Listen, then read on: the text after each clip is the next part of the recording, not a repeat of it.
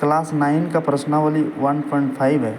इसमें दिया है कि बताइए नीचे दी गई संख्याओं में कौन परिमेय है और कौन परिमेय नहीं है। तो पहले तो परिमेय संख्या जानते हैं कौन होता है। परिमेय संख्या उसको बोलेंगे, परिमेय संख्या यानी कि रेशनल नंबर। परिमेय संख्या जिसको ना p/q के रूप में लिख सकते हैं और q कभी भी 0 नहीं होना चाहिए, इसी को बोलते हैं परिमेय संख्या। इसको बोलते हैं इंग्लिश में रेशनल नंबर, रेशनल नंबर। और अपरिमेय संख्या उसको बोलते हैं, अपरिमेय संख्या उसको बोलते हैं जिसको p/q के रूप में नहीं लिख सकते हैं, बस इतना याद रखना है।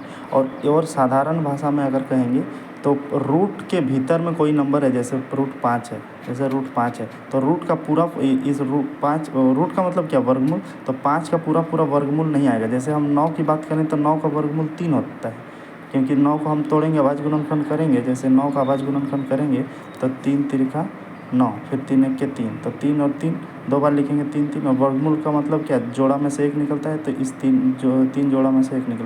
लेकिन 5 का ऐसा कुछ नहीं है, 5 का आएगा लेकिन पॉइंट में आएगा, तो पॉइंट में जो नंबर आएगा वो अपरिमेय संख्या होता है। जैसे इसी अगला चलेंगे 4, तो 4 को भी अभाज्य गुणनखंड करके 2 गुना 2 लिख सकते हैं। इस जोड़ा में से क्या निकलेगा, 2 निकलेगा। तो इसका ये मतलब कहने का ये है कि जिसका रूट निकाला जा सकता है, माने रूट के भीतर वाला नंबर बाहर आ सकता है, वो भी पूर्ण नंबर आ सकता है, पूर्ण संख्या आ सकता है, उसको हम लोग लिख सकते हैं। प्राकृतिक संख्या आ सकती है, उसको हम लोग लिख सकते हैं। लेकिन और धनात्मक यहाँ फिर माइनस रहेगा तो भी नहीं बनेगा, क्योंकि वो एरोटा वाला वो अलग फिर बन जाएगा, उसका एक अलग चैप्टर है। तो यहाँ हम लोग को बोला है कि नीचे दी गई संख्याओं में कौन परिमेय है और कौन अपरिमेय है।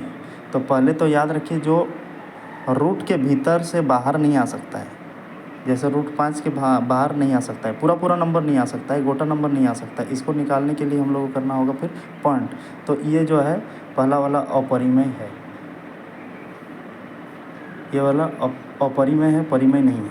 इसमें जैसे 2 नंबर वाला में पहला वाला तो डायरेक्ट लिखेंगे तो कि ये अपरिमेय, क्योंकि 2 तो ठीक बाहर में है, लेकिन रूट 5 नहीं आ सकता है बाहर। अब 2 नंबर वाला करके दिखा देते हैं। 3 + √23 ब्रैकेट फिर -√23। तो इसमें क्या करेंगे, 3 + √23 और ब्रैकेट इस बार हटा देंगे तो -√23 फिर -√23। तो प्लस और -√23 कट गया, प्लस और -√23 जब कट गया तो सिर्फ यहाँ बचा 3। तो इसका मतलब 3 क्या है, एक प्राकृतिक संख्या है, पूर्ण संख्या है। तो ये जो है परिमेय संख्या है। इसको p/q के रूप में लिख सकते हैं, क्योंकि इसके नीचे 1 लिख सकते हैं। तो ये परिमेय संख्या है। 2 नंबर वाला परिमेय है, दूसरा पहला नंबर वाला अपरिमेय था। अब 3 नंबर वाला देख रहे हैं, तीसरा वाला, सॉरी, 2√7/7√7। तो इसका भी क्या है, शॉर्ट एकदम बता देते हैं।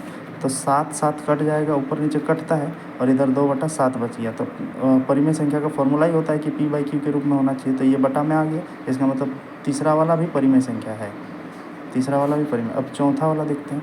चौथा वाला में 1/√2, फिर √2 आ गया, क्योंकि √2 1, देखिए 1/√2, तो 1/√2 को क्या है, पॉइंट के बाहर नहीं ला सकते हम लोग।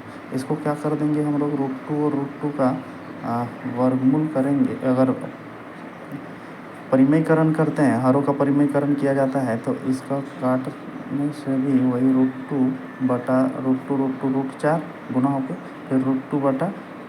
तो ये भी जो है √2 है, यानी कि रूट के भीतर से तो बाहर नहीं ला सकते हैं पॉइंट करके, लेकिन पॉइंट वाला पूर्ण संख्या नहीं होता है, इसलिए वो परिमेय संख्या नहीं होगा। तो कहने का मतलब फिर हो गया कि जो रूट के बाहर नहीं आ सकता है, जैसे 2 रूट के बाहर नहीं आ सकता है, तो ये अपरिमेय संख्या है, अपरिमेय है। परिमेय उसी को बोलेंगे जो रूट के बाहर आएगा। फिर 2π में एक फॉर्मूला ही याद रखना है, 5 नंबर वाला। जैसे 5 नंबर इसी का है 2π, तो 2π जब पाई में रहेगा ना, याद रखना है, इसको नोट करके आप लिख सकते हैं। अगर पाई में रहा तो ये अपरिमेय है, पाई में रहा तो अपरिमेय। लेकिन अगर पाई में नहीं रहा, क्योंकि पाई का वैल्यू होता है 22/7, तो 2 गुना 22/7 अगर ऐसा रहा तो इसको बोलेंगे परिमेय। माने पाई अगर, तब ये बोलेंगे परिमेय। अगर पाई में रहा तो अपरिमेय, लेकिन 22/7 में रहा तो परिमेय, ये याद रखना है। तो 5 नंबर वाला यहाँ पाई में है, इसलिए ये अपरिमेय है। 5 नंबर वाला अपरिमेय है, अपरिमेय। अब सेकंड नंबर देखते हैं। सेकंड नंबर निम्नलिखित में से प्रत्येक व्यंजक को सरल करना है। सरल करना बहुत आसान है, एक बार हम क्वेश्चन को लिख लेते हैं। 3 + √3 + 2 + √2, यही है हमारा पहला। सरल करना ही सबसे आसान है। इसमें क्या करेंगे, फास्ट गुना इसका पहला वाला और इसका पहला वाला गुना करेंगे तो 3 दूनी 6, प्लस इसको और इसको गुना करेंगे तो 3 और √2, फिर इसका और इसका करेंगे तो √3 और 2 बाहर में आ जाएगा, 2 √3 गुना हो गया। फिर अगला करेंगे तो √3 और √2, √3 और √2 करेंगे तो 3 दूनी 6 हो जाएगा। इस तरह से कितना हो गया, पूर्ण संख्या में कौन है, सिर्फ 6 है, और रूट वाला कौन कौन है, ये सब अलग अलग है। सब अलग अलग है तो सब अलग अलग ही लिखाएगा। 3√2 + 2√3 + √6, ये इसका आंसर है। अब सेकंड वाला में है कि 3 + √3, इसका दो तरह से बनेगा। फिर 3 - √3, इसका फार्मूला क्या है कि a + b और a - b वाला फार्मूला है, माने कि a² - b²।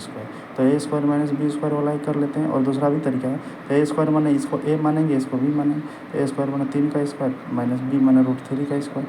तो इस तरह से ये हो गया 3 तिरखा 9, माइनस ये भी 2 बार गुना होगा तो √9 होगा, लेकिन बाहर आएगा तो 3 बचेगा। तो इस तरह से 9 में 3 जाएगा तो 6, इसका दूसरा का आंसर होगा। इसका और एक तरीका है, जैसे 3 को 3 से गुना करेंगे 3 तिरखा 9, फिर 3 को √3 से गुना करेंगे तो यहाँ प्लस था यहाँ माइनस था, इसलिए -3 √3। फिर इसको इसके साथ करेंगे तो वही, इसमें भी प्लस इसमें भी प्लस, तो 3 √3 प्लस में।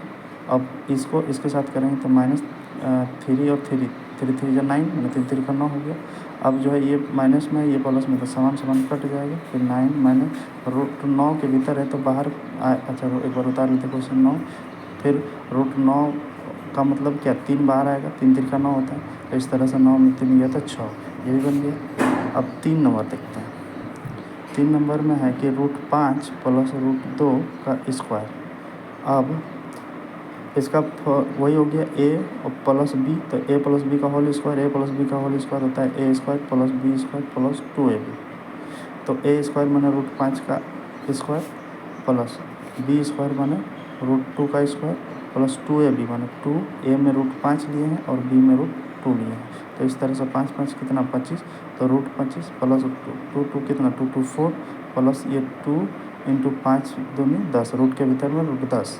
इस तरह से 25 का वर्गमूल 5 होता है और 4 का वर्गमूल 2 होता है। फिर 2 √10 रहबे करेगा। तो 5 2 7 प्लस 2 √10, इसका भी आंसर आ गया। अब एक बचा है चौथा भी सेम उसी फार्मूला में है।